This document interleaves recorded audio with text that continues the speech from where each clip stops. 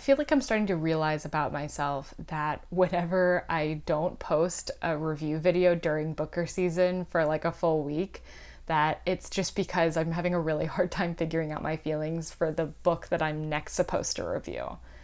And right now, that is A Passage North. But I'm going to try my best today to figure out my own feelings while I'm recording because I can't continue to push this off. Like seriously, at this point, I don't even know if the Booker Frog is going to recommend this book by the end of this video.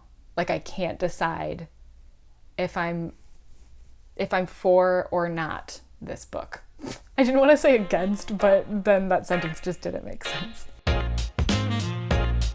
So if you're new around here, hi, my name is Sarah Freshly and welcome. This is Freshly Read Books, where every Booker season I read every book off the list and I do a review for each of them.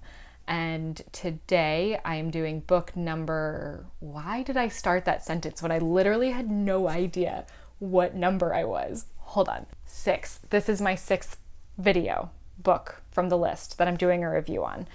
I would like to say I'm doing a lot better in the reading portion of this. It's just that recording has fallen really far behind, but we're going to whip that into shape with a review of A Passage North by Anuk Arudpragasam. So first off, a general synopsis of the book. This book follows Krishan and his literal passage north, but also so much more than that. So Krishan hears that Rani, who is the kind of caretaker of his grandmother, she has passed away under like kind of weird circumstances. She fell down a well and he wants to go to the funeral of that. So he travels from Colombo to the northeast of Sri Lanka. But in addition to that, you get to hear a lot about Krishan's relationship with Anjum, which is in the past at the point of where the book is taking place, but is just, you hear like the full story of what happened there. So, and I feel like that contributes a lot to why I'm unsure of how I feel about this book. I feel like if it was 2 different books,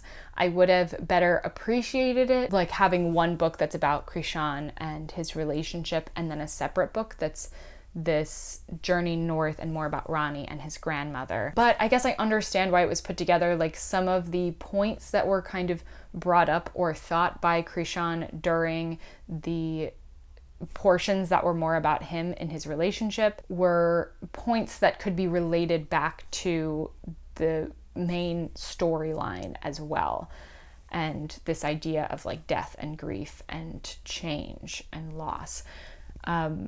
So I guess I do kind of get it, but it's a sticking point for me as it comes to like how I feel about the book. Oh, and this whole book is from Krishan's perspective and it's very internal. Like it's everything you see is very much through the lens of Krishan. It's not like this person did this thing. It's like Krishan sees them doing this and thinks this about it, and like the sentences are crazy long. If you've heard one word to describe this book, it's probably been the word meandering, and it's very accurate. There's a reason why you'll hear that over and over again in descriptions of this book, of these sentences.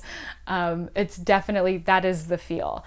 And in certain instances, I loved that, and in others, it really got me down. So I don't know. That's why I don't know how I feel about this. I feel like at the beginning and the end of the book, I was like, yes, give me those meandering sentences. Give me that like intense, thought-provoking, inner monologue. And then in the middle, I was like, I don't want it. Please just get to the point. So in true Freshly Read Books fashion, we are going to be talking about 3 themes today as it relates to this book. I think I'm gonna have a really hard time with this one specifically, separating those out into separate sections, because a lot of the points that I have, I feel like could fit in multiple areas, but I've tried my best to kind of sort them into where I think they belong. It's always like kind of hard to do this for certain books where it's like, I feel like there are very strong themes, but they're so interconnected, and the author did such a good job of like bringing them together that it's almost hard to talk about them separately, but I'm gonna try. For the first theme that I wanted to talk about, death, or this irony that goes along with a lot of the deaths in this book. So for example, Krishan very early on in the book has this thought about how his grandmother is really clinging to life. Like she's just trying to stay in this world as much as possible to be able to kind of do her own stuff, like to be able to live her own life without too much intervention or without needing other people too much, and just grasping on to what, you know, an autonomous life is like. Whereas Ronnie, who is kind of like taking care of her and also just like being with her and like keeping her company, she sees life in a very different way. Like she doesn't care if she lives or dies. And you learn that right away with how Krishan meets Ronnie when the story goes back to talk about their meeting for the first time. And like Ronnie just like doesn't really care. She's been through a lot. She had to see both of her sons die. So she doesn't really have this attachment to life that the grandmother has, even though she's like younger, more capable of taking care of herself and everything. So Krishan early on points out the irony, and while that word's not used, but the irony of, you know, having his grandmother and Ronnie together, one of which is clinging to life and it's like slowly being taken from her, and the other doesn't really care, and she's full of life still. Then as it pertains to Ronnie's youngest son, I believe it was, that dies on the second to last day of the war, purely because of shelling that like comes off and like pierces him in like just the right spot, and he dies that way. And like the irony of being like so close to the end of this thing, and it's not even like the intended impact item, it's just shelling off of that. Like very heartbreaking, very sad, but it does provide this other instance of the book talking about death, but with this kind of specific situation that's very like annoyingly ironic. Krishan also mentions at a certain point where, you know, he's watching Ronnie's funeral and how lavish it is, and she's getting like this full traditional funeral, and like looking at that and the comparison of that to the mass deaths that have happened because of the war, and like they don't get all of that, and even Ronnie's own children didn't get all of this big lavish funeral, and like the juxtaposition of those two. There's a lot around the conversation of death and like what it can look like for one person versus another. And especially knowing like the way that Ronnie dies, like falling down a well versus like dying in war, like one of those seems more impactful, and yet the other is the one that gets this funeral. So next I want to talk about this idea of a journey. Obviously, I feel like from the start, you just know this book is going to be about a journey. There's a train on the cover, and it's called A Passage North. It's about this trip that Krishan takes from Colombo to the northeast of Sri Lanka. Like, you know that that's what this is about. And of course there's going to be, you know, metaphorical journeys that are mixed along with that. I think that the biggest representation of this is Krishan and his grandmother, the two of those characters.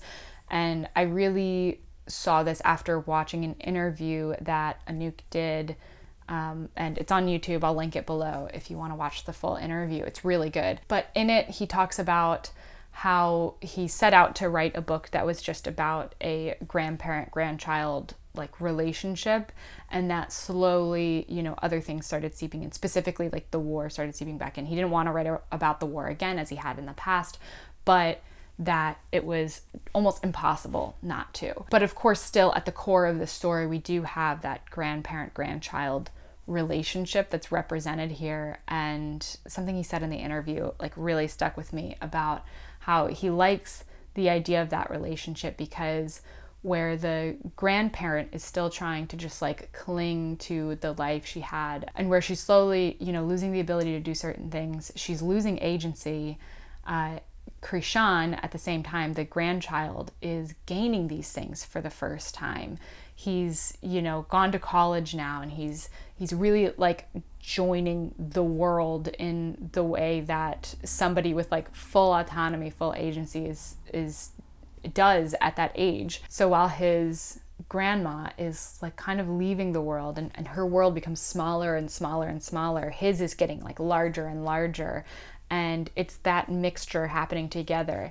And that really sunk in a lot of scenes for me more and more, specifically the New Year's scene. After listening to the interview and then thinking back to that scene, which is one of the ones that stuck with me more, even though it was one of the ones in the middle of the book, which was the area that I struggled with more. I've more appreciated that portion of the book after hearing Anuk talk about that. So I was glad that I had watched that interview, and I highly recommend doing the same. Other than that, I mean, I feel like the book is just largely about, of course, this journey of Krishan's life up to this point anyway, and what all has gone into it. I think that that's why this relationship that he had that was so very important to him and really changes him a lot, and that he's changed a lot since it ended, why that's such a big part of the story.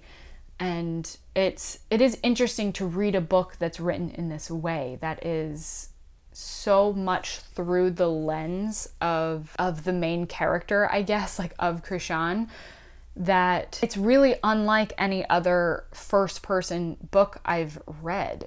Like, which is weird to say because that's what first person is. It's looking at the story through the lens of whoever is in that first person seat.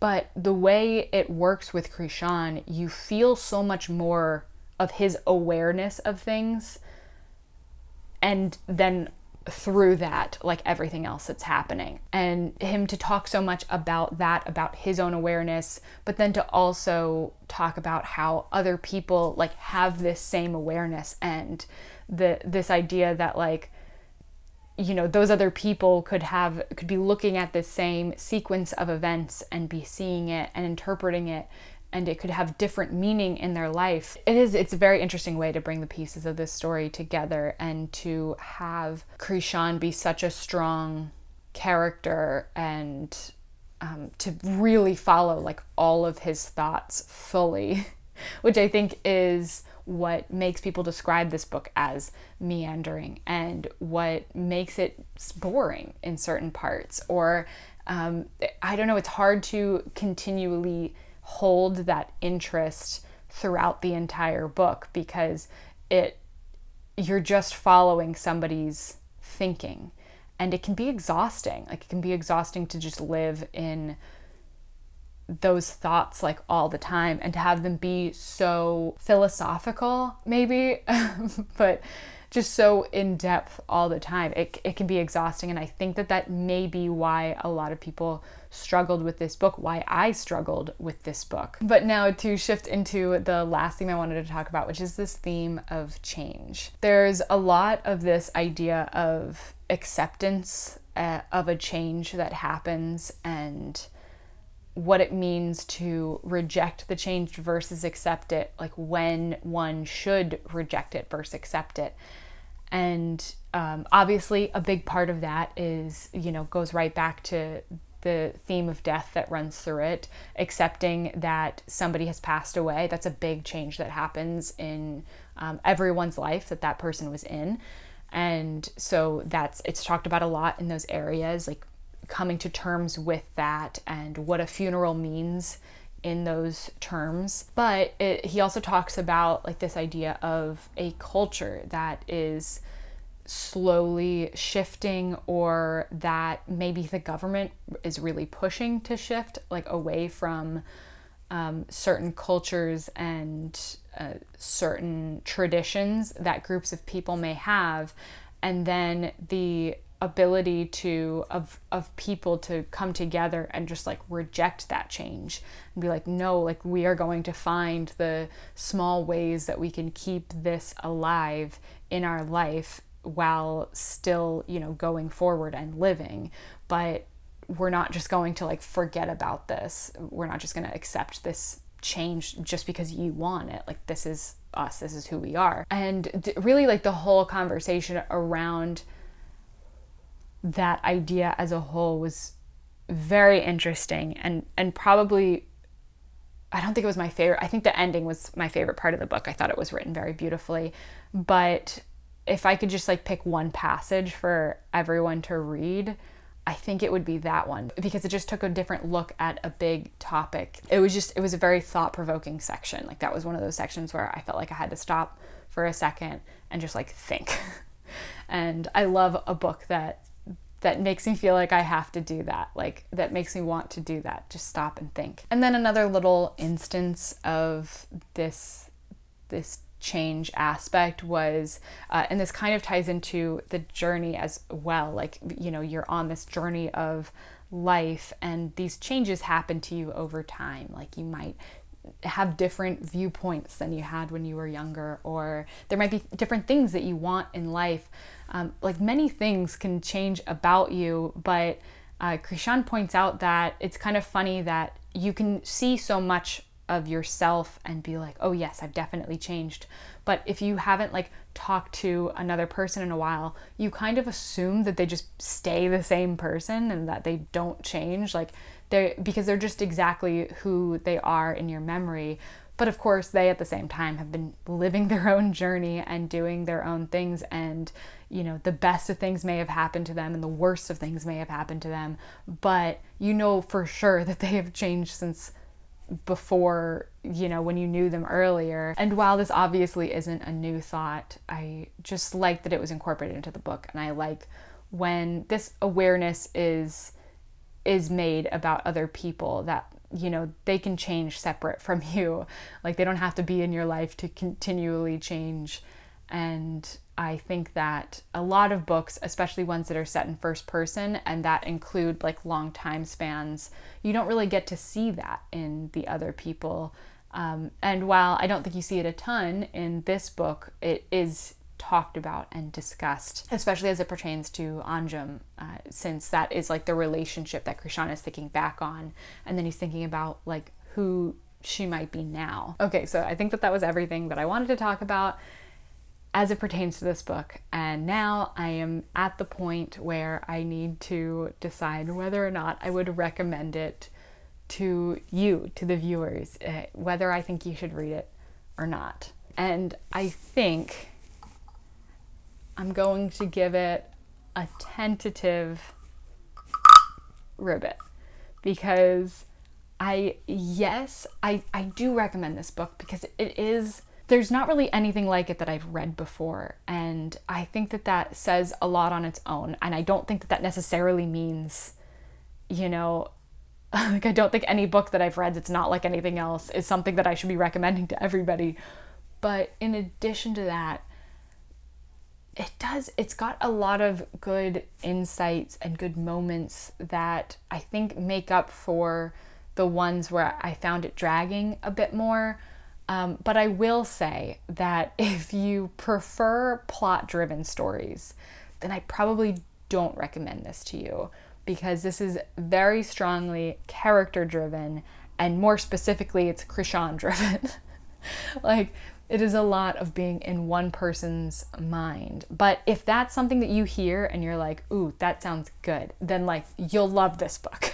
But if you prefer more interactions and conversations and, you know, developments to happen that way, then I do not think that I would recommend this book to you.